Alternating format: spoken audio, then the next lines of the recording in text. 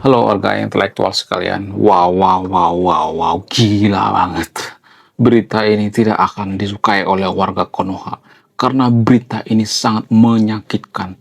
Ya, bikin warga Konoha kejang-kejang kelonjotan berjamaah. Jadi gini guys, ternyata musuh daripada pejabat Iran itu sendiri adalah teman mereka sendiri ternyata guys. Satu tim mereka sendiri gitu ya. Orang terdalam mereka itu sendiri. Jadi baru-baru ini ada seorang jenderal atau komandan daripada pasukan khusus Iran yang mengurusi intelijen luar negeri seperti Hizbullah, ya Hamar dan sebagainya. Ternyata dicurigai jadi mata-mata guys. Siapa mata-mata yang saya maksud? Namanya Brigadir Jenderal Ismail Khani. Wow, wow, wow, gila banget. Brigadir Jenderal guys. Kenapa dia dicurigai? Apa alasannya? Jadi ternyata Jenderal Ismail ini berkali-kali selamat dari kematian guys. Bukan cuma sekali, tapi berkali-kali. Makanya dijuluki sebagai Jenderal 9 Nyawa. Berkali-kali dari dulu gitu ya. Jenderal inilah sebenarnya yang menggantikan atau komandan pasukan Quds. Kalau Anda ingat dengan Soleimani gitu ya, dulu yang pernah dibombardir di Irak ya. Dan bayangkan ya, sampai 9 kali percobaan pembunuhan gagal terus guys. Nah yang jadi pertanyaan, kenapa bisa seperti itu? Apa alasannya? Kemudian tidak hanya itu, yang paling bikin orang curiga dengan si Jenderal Ismail ini adalah ternyata ya, dia itu tidak masuk dalam target Israel. Jadi Israel itu kan menargetkan ya siapa yang akan dibunuh, misalnya Ayatollah Khamenei, kemudian Mojaba, ya kemudian Presiden Iran, ya kemudian orang-orang yang sangat penting di Iran gitu. Sementara Jenderal Ismail ini nggak masuk dalam daftar ya yang ditarget oleh Israel guys. Wow, luar biasa. Ya, itu yang bikin orang-orang Iran itu sendiri curiga gitu. Sementara teman-temannya sudah pada meninggal gitu ya, teman-temannya sudah pada modiar gitu ya, tapi dia tetap hidup gitu. Ya, waktu Israel melakukan serangan 12 hari kemarin ya, teman-teman daripada Jenderal Ismail ini sudah pada meninggal guys, tapi dia tidak meninggal gitu. Ini yang bikin orang semakin curiga gitu. Kok dia bisa lolos terus ya? Kemudian ya, ada satu fakta menarik gitu ya, atau fakta unik yang jarang dibongkar seputar Jenderal Ismail ini. Apa itu? Ternyata Jenderal Ismail ini harusnya ikut dalam rapat 28 Februari bareng Ayatollah Khamenei, kemudian ya orang yang meninggal di bunker itu yang di rumah atau kediaman daripada Ayatollah Khamenei. Harusnya Jenderal Ismail ini sudah meninggal guys. Tapi entah kenapa dia ada urusan gitu ya. Jadi urusannya itu terkesan dibuat-buat gitu ya. Sehingga orang curiga. Ya, petinggi-petinggi Iran itu sendiri curiga. Loh, kok dia lepas ya? Kok dia nggak meninggal ya? Itu yang bikin orang curiga. Namun yang membingungkan itu ternyata Jenderal Ismail ini tidak masuk dalam daftar ya, daftar hitam daripada orang Israel itu sendiri atau pejabat Israel sendiri ya, nggak masuk gitu ya, nggak masuk daftar. Padahal posisinya sangat strategis sekali ya, komandan pasukan khusus guys. Kalau di Konoha itu seperti komandan Kopassus gitu ya, sudah sangat-sangat terkenal gitu ya, sudah sangat-sangat diakui gitu, sudah punya pengaruh gitu ya. Ibaratnya seperti Pak Prabowo zaman dulu gitu ya, dia sudah punya pengaruh gitu ya, komandan Kopassus gitu. Nah yang jadi pertanyaan, kenapa bisa seperti itu? Apa alasannya? Kenapa ya dia tidak ditarget oleh Israel? Apakah dia benar mata-mata daripada Israel sendiri? Jadi kalau saya perhatikan saya, agen-agen daripada Israel ini bukan kaleng-kaleng guys. Dulu ada yang terkenal tuh di Mesir ya, sudah hampir jadi Perdana Menteri guys, mata-mata daripada Israel. Untung ketahuan ya. Ketahuannya dari apa? Ya karena ini ada curiga gitu ya. Kemudian ada dulu wanita ya. Wanita masuk ke lingkaran terdalam ya negara-negara yang ada di Arab gitu. Kemudian karena mabok, lalu dia terus terang menggunakan bahasa Ibrani sehingga orang curiga gitu ya. Dan dia ketahuan jadi mata-mata atau agen daripada Mossad itu sendiri. Jadi agen Mossad itu bukan kaleng-kaleng guys. Orang terdalam daripada Iran itu sendiri ya. Jadi musuh terbesar daripada pejabat Iran itu bukan orang luar guys, bukan. Ya, tapi ya mereka-mereka sendiri yang saling tusuk gitu ya. Buktinya ada tuh ya. Oh, mata-mata daripada pejabat Iran itu sendiri yang yang banyak berkhianat gitu ya. Itu sebenarnya ya.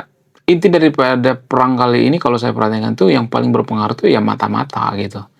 Ya kalau mata-matanya nggak ketahuan, kalau informan atau mata-mata nggak ada ya kita susah ya menyerang musuh ya. Kemudian ternyata Israel juga mengetahui kondisi daripada bunker kediaman daripada Ayatollah Khamenei. Kan ini ada semacam kecurigaan. Sementara bunker daripada Ayatollah Khamenei ini kan dibangun dengan sangat rahasia gitu ya.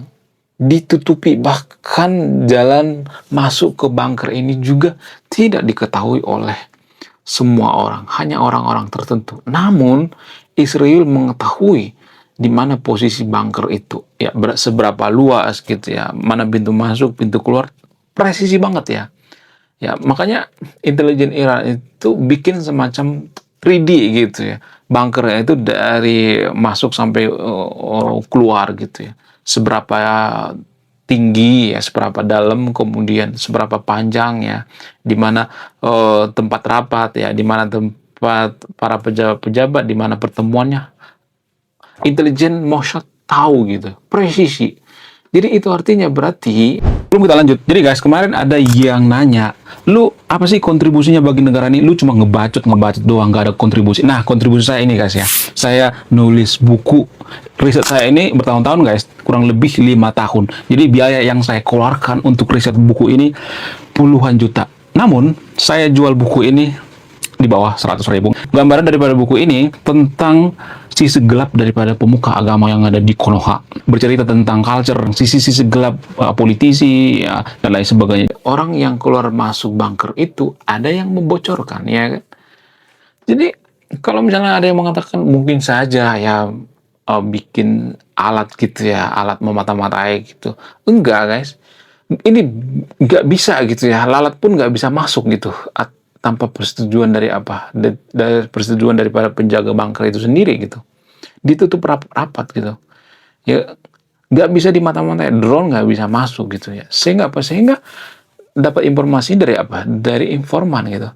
Sebenarnya waktu Israel menyerang Iran beberapa bulan yang lalu ya, yaitu penyerangan 12 hari itu, Israel juga sudah mengetahui ya, ternyata di bawah rumah daripada Ayatollah Khamenei ada bunker. Sudah diketahui ya, cuman tidak langsung dihancurkan. Kenapa? Karena menunggu momentum, dan inilah strategi jenius daripada agen Mossad itu sendiri, strategi jenius daripada orang Israel itu sendiri atau pejabat Israel itu sendiri. Ini strategi jenius dari jenderal-jenderal Israel. Kenapa bisa seperti itu? Apa alasannya? Mereka menunggu momentumnya. Dan inilah yang ditunggu-tunggu oleh jenderal-jenderal atau pejabat Israel sendiri, yaitu kematian daripada Ayatollah Khamenei ya. Berkumpul dulu di satu tempat gitu ya. Kemudian ternyata Donald Trump juga bermain, guys. Jadi intelijen daripada Iran itu sendiri dikelabui ternyata, guys. Dikelabui oleh siapa? Dikelabui oleh Netanyahu dan Donald Trump. Jadi gini guys, ada rahasia yang jarang dibongkar. Apa itu? Ketika Israel mau melakukan serangan terhadap Ayatollah Khamenei, ya beberapa jam, ya beberapa hari sebelumnya itu, Donald Trump mengalihkan perhatian ternyata guys. Donald Trump itu nggak mengancam Iran gitu, ya nggak ngurus Iran ya. Donald Trump itu pura-pura memuji Iran gitu ya. Dia memuji, oh Iran itu sangat bagus ya. pejabatnya sangat respect ya. Pejabatnya itu sangat luar biasa karena saya mengatakan terhadap pejabat Iran supaya orang-orang yang demo tidak dieksekusi. Ya Donald Trump memuji pejabat Iran sehingga intelijennya terlena gitu ya. Kemudian Donald Trump mengatakan ya, sebelum hari H dia mengatakan ya kita harus santai-santai gitu ya, nikmati hidup ya. Kita nggak punya enemy, nggak punya musuh gitu. Jadi Donald Trump mengelabui ya. Kemudian jenderal-jenderal daripada Israel juga mengelabui gitu ya, mengelabui serangan mereka terhadap Iran itu sendiri. Sebelum hari H, jenderal-jenderal Iran itu nggak berkumpul, guys. Ya, mereka nggak kumpul gitu ya. Sebelum hari H, sebelum penyerangan, nggak ngumpul ya. Mereka ya santai di rumah gitu ya. Ya, jadi ada komando lain ternyata yang mengomando mereka. Mereka nggak ngumpul ya, jenderal-jenderal itu nggak ngumpul ya waktu melakukan serangan itu. Sehingga nggak ada kecurigaan gitu ya. Karena apa? Karena intelijen daripada Iran itu mengetahui bahwa ketika melakukan serangan maka jenderal-jenderal Iran itu akan berkumpul misalnya di suatu tempat ya. Ada lokasinya, lupa saya namanya apa lokasinya. Kalau di Amerika itu ibaratnya Pentagon gitu ya. Jadi eh, itu strategi jenius daripada jenderal-jenderal Iran itu sendiri sebelum melakukan penyerangan di hari H. Nah, ketika melakukan penyerangan di hari H itu, ternyata ya Jenderal Ismail ini harusnya ikut dengan Ayatollah Khamenei. Namun, ya entah kenapa dia nyari-nyari alasan, dia nggak ikut rapat. Sehingga dia lolos, berkali-kali lolos gitu ya.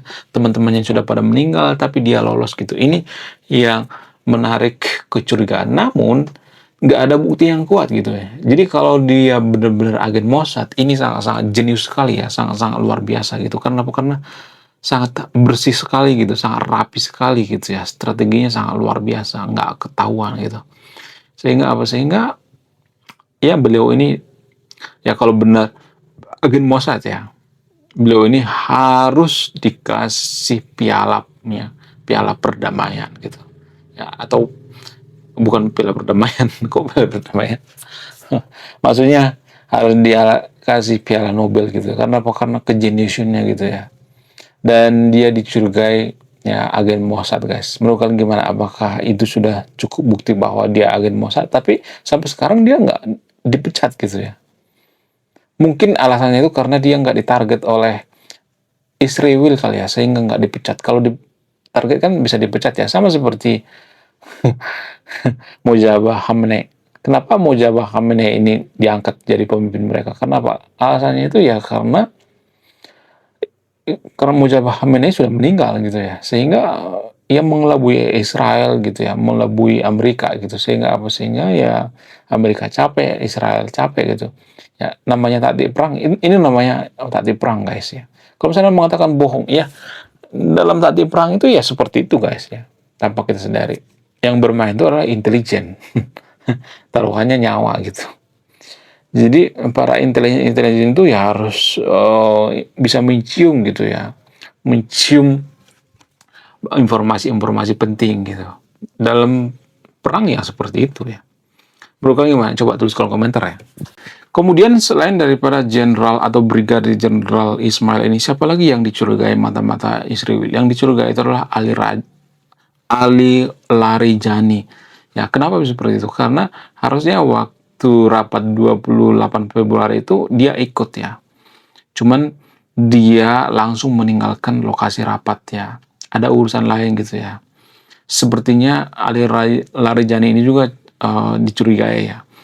Kenapa? Karena dia beberapa kali lolos juga ya. Mirip-mirip kasusnya seperti Brigadir Jenderal Ismail ini ya. Dan apakah Ali Raizani ini cocok disebut agen Mossad? Karena ada kebingungan juga gitu. Apa tuh kebingungannya? Dia sering ngata-ngatain Amerika gitu ya. Dia sering berteriak, matilah Amerika gitu. Ya, sehingga apa? Sehingga dia tidak terlalu kuat ya dicurigai ya. Ternyata dari mata-mata rahasianya seperti itu, guys ya. Pura-pura ngata-ngatain Amerika ya kan. Pura-pura ngata-ngatain Israel gitu. Apakah ini rahasia gitu? Ya supaya nggak kelihatan gitu. Apakah ini pertanda gitu? Harusnya seperti itu ya. Ya nggak sih? Kalau kita jadi mata-mata itu ya pura-pura ngata-ngatain gitu ya. Kalau di Konoha itu ya pura-pura ngata-ngatain Israel gitu ya, ngata-ngatain Amerika padahal agen Mossad gitu. Di Konoha juga ada agen Mossad kok. Ada guys. Ya di lingkaran terdalam atau terluar? Terdalam. Terdalam pemerintahan Konoha. Jadi mudah banget sebenarnya kalau Konoha itu diserang guys. Ada, nggak mungkin nggak ada. Di seluruh dunia ada mata-mata Mossad kok. Ya bukan orang Israel yang disuruh gitu jadi mata-mata, bukan orang kita juga gitu ya, para pengkhianat juga gitu. Nah yang jadi pertanyaan, kenapa ada yang mau jadi mata-mata agen Mossad, apa alasannya? Sebenarnya agen Mossad merekrut mata-mata mereka itu bukan sembarangan guys. Biasanya ada hubungan emosional, misalnya termakan budi gitu. Kemudian ada kasusnya gitu ya, misalnya kasus perselingkuhan gitu. Kemudian data-datanya dipegang gitu ya. Kalau nggak dibocorin ya kasus perselingkuhannya gitu. Jadi tertawan guys ya. Makanya ya gimana caranya supaya kita itu tidak ditawan oleh mata-mata gitu. Apa sebenarnya rahasianya? Rahasianya itu ya kita terhindar dari perselingkuhan ya, dosa gitu ya, sehingga kita bisa lolos gitu ya. Itu alasan kenapa kalau pejabat itu ya harus bersih gitu ya. Pemimpin-pemimpin itu harus bersih. Biar tidak ada celahnya gitu. Kalau ada celahnya ya bahaya ya kalau dibongkar ke publik. Akan diancam-ancam terus ya. Menurut kalian gimana? Coba tulis kolom komentar ya. Apakah ini senjata daripada agen Mossad atau tidak? Ya, silakan simpulkan sendiri. Saya tidak akan menyimpulkan. Sekian video ini. Terima kasih sudah memahami. Saya kaum intelektual. Salam rasional.